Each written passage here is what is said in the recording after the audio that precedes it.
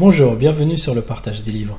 Si vous avez des enfants et que vous voulez les faire grandir et en même temps les éduquer tout en s'amusant, il existe plusieurs livres. Mais comment savoir lesquels sont adaptés aux besoins de votre enfant? Eh bien, la maison d'édition Kilowatt répond à cette question d'une façon ludique et maligne et vous verrez qu'elle vous réserve beaucoup de surprises. Bonjour, donc nous sommes toujours au salon du livre de Bussy-Saint-Georges. Alors c'est la maison d'édition Kilowatt, K-I-L-O-W-A-2-T, Kilowatt édition, et on est une maison d'édition jeunesse. Voilà, on fait des livres pour enfants, plutôt des albums, ce qu'on appelle des albums, donc des livres illustrés. Et Kilowatt, c'est le mélange de deux personnes, Galia Tapiro, qui est mon associé, et Barou, donc moi. Et nos livres on a des albums jeunesse, mais c'est aussi beaucoup de livres qui sont des histoires et à la fois des documentaires. Voilà, sur des thèmes plutôt contemporains, plutôt modernes.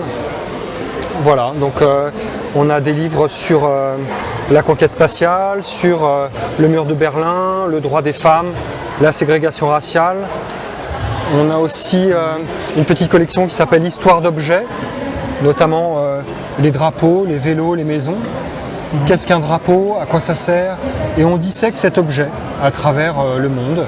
Voilà, donc c'est notre... Et puis notre dernière collection, Histoire de voyager. Bientôt, Histoire de voler, qui est en production aussi. Voilà, pareil, donc là c'est un livre illustré.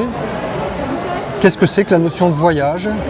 Voilà, au début, la préhistoire, on voyageait pour se nourrir. Mais après, il y a les Grecs. Les Grecs ont inventé le commerce, ils ont commencé à bouger. Les grandes routes, la route de la soie, les grands explorateurs, Christophe Colomb, etc., etc. Donc, pareil, ça se lit comme un livre pour enfants, mais c'est un documentaire un peu malin et intelligent pour les enfants. Donc ça permet aux enfants en fait finalement de grandir tout en s'intéressant à l'histoire et à des faits de société et des faits qui sont quand même forts. Voilà. Parce qu'on a parlé du droit des femmes, du racisme. Bien sûr. Et de grandir. C'est des livres plutôt humanistes. L'idée, c'est que ça reste quand même des livres pour enfants. Il faut que les enfants prennent du plaisir à les lire, mais il y a toujours un petit aspect malin où il y a quelque chose à apprendre, ou même à la fin de l'histoire, on a toujours 1, 2, 3, 4 pages de documentaire pour dire voilà, tu viens de lire une histoire super avec un mur incroyable, et bien ce mur a vraiment existé, c'est le mur de Berlin, en telle date il a été détruit, etc. Voilà les symboles. Et il y a 4-5 pages à la fin de documentaire pour replacer dans le contexte. Alors les parents ne sont pas obligés de les lire, les enfants non plus, ils peuvent juste se contenter de lire l'histoire, mais s'ils veulent en savoir plus, c'est ça le petit truc malin, il y a ces pages-là à la fin. Et d'après ce que j'ai pu constater tout à l'heure, il y a quand même beaucoup d'enfants intéressés. Voilà, absolument. L'idée aussi de Kilowatt, c'était de faire découvrir de jeunes auteurs ou de jeunes illustrateurs, dont c'est parfois le premier ou le deuxième livre.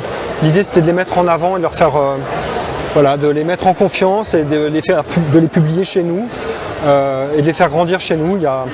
On suit pratiquement tous nos illustrateurs. Il y en a une dont c'est le premier livre, le deuxième. Voilà, c'est ça l'idée. Et alors pour vous contacter ou acheter vos livres alors chez les libraires, sur le net, et puis kilowatt.fr, sur le site kilowatt.fr, sur Facebook aussi, je sais qu'on est sur Facebook. Voilà. Il suffit de taper Kilowatt. Voilà, les éditions Kilowatt. Les éditions. K-I-L-O-W-A-2-T. Très bien. Eh bien, voilà. Merci beaucoup. Merci à vous.